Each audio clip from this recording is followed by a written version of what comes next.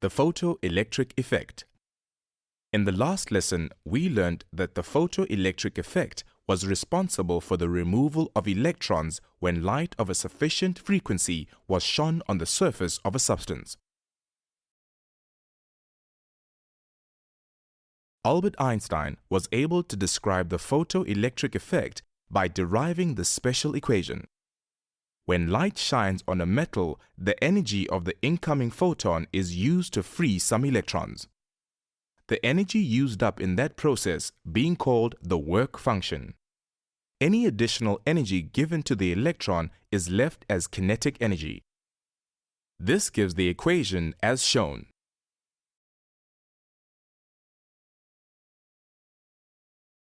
So, how do we use this equation?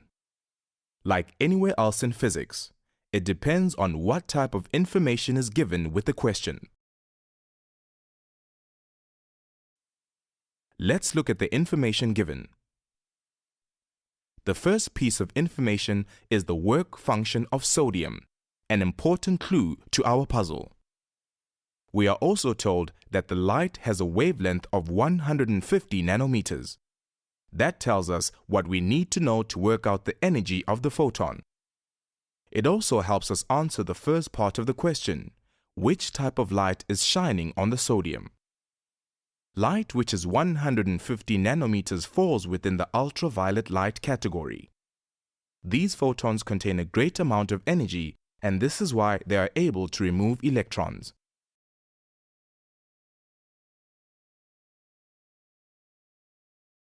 The next part of the question is, how much energy photons of 150 nanometer light have? We will have to look at a different equation from grade 10.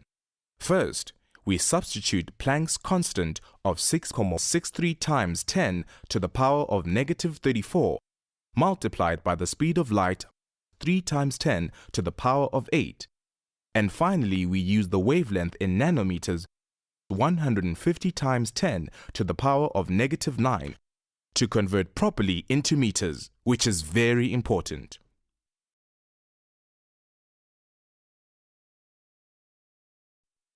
Now all that remains is to substitute our answers into Einstein's equation.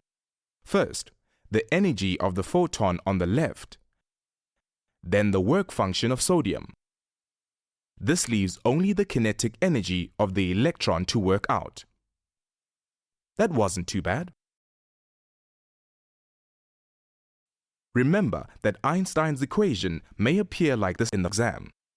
Don't stress. It's actually helping you to figure out the question easier. The part on the left is still the energy of the photon. The parts on the right are still the work function and kinetic energy of the electrons. It depends on what you are given and what is being asked. But be sure that any way you approach it, you should still get the same answer.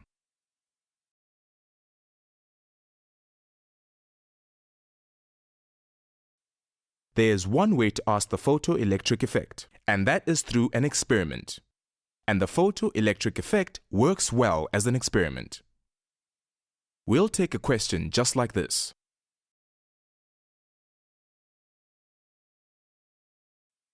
This graph shows the kinetic energy of the electrons versus the frequency of light for two different metals. Notice how there seems to be no kinetic energy below a certain frequency for each metal.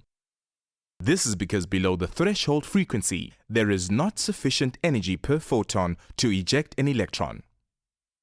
Notice that the threshold frequency for metal B is higher, because work function is directly proportional to the threshold frequency. This means that metal B has a higher work function.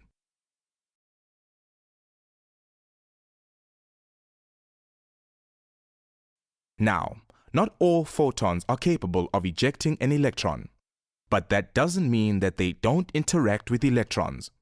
In the next segment of this module, we will be looking at line spectra.